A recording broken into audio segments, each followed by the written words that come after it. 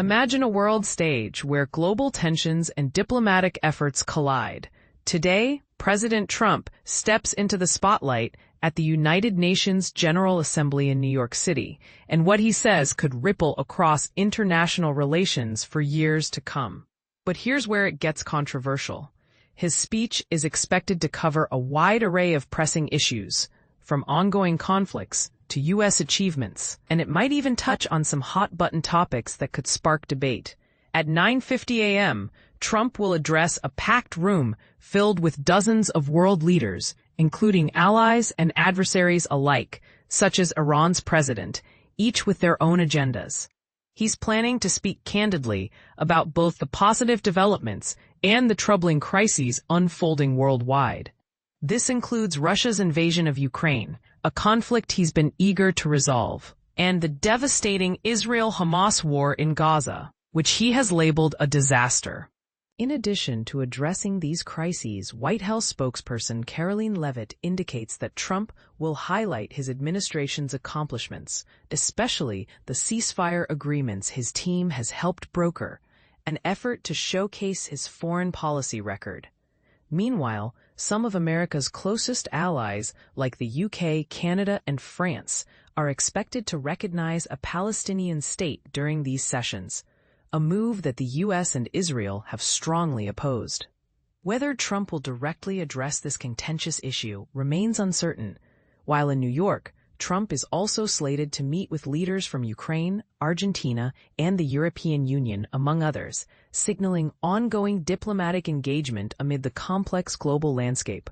And this is the part most people miss. The broader context of this year's UN gathering includes significant shifts in U.S. foreign policy. The Trump administration has pulled out of several key UN agencies, such as the Human Rights Council and the World Health Organization, citing disagreements over their approaches, particularly regarding Israel and global health initiatives. The U.S. has also reduced its financial contributions, reflecting a more skeptical stance toward multilateral institutions. Meanwhile, the war in Ukraine continues to dominate headlines. Ukrainian President Zelensky is in New York rallying support, while Trump has expressed frustration over the unresolved conflict, despite his earlier claims that he could settle it in a day, thanks to his relationship with Putin. The ongoing hostilities, including recent Russian drone incursions into Poland, keep the tension high. Adding to the complexity, the Secret Service recently dismantled a massive telecom network in the New York area that could have disrupted communications during the UN meetings.